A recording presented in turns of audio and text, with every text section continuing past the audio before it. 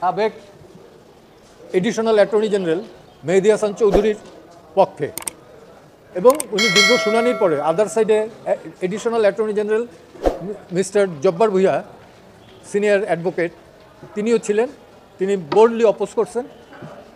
তো আমরা আমাদের বক্তব্যের ভেতর থেকে আদালতকে কনভিন্স করতে পেরেছি এবং আদালত সন্তুষ্ট হয়ে 6 মাসের জন্য জামিন মঞ্জুর। যুক্তিতে তুলে ধরছে যে ওই দিন উনি ছিলেন কোর্টে, 1 2 হলো উনি একজন সরকারি কর্মকর্তা টিল 9ই আগস্ট এডিশনাল অ্যাটর্নি জেনারেল হিসাবে রিজাইন করছেন 9 তারিখ,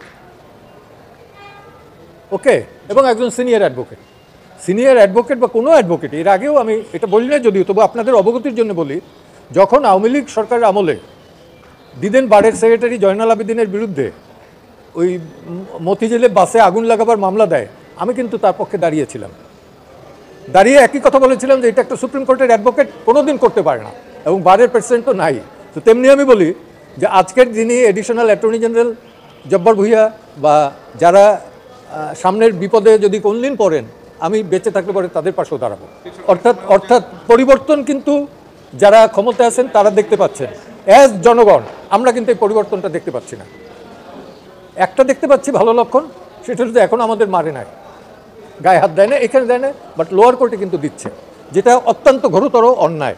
পেশাগত কারণে কখনো কারো গায়ে বা ইনসাল্ট করা বা করা এটা ঠিক না। এবং অভিযুক্ত ব্যক্তিকে আদালতে আনার পথে এই যে ডিম বা পানির বোতল ছুঁড়ে মারা হয়, অশ্রাব্য ভাষায় গালিগালাজ করা হয়, এইটা অত্যন্ত ঘোরতর অন্যায় এবং আমরা তীব্র নিন্দা জানাই।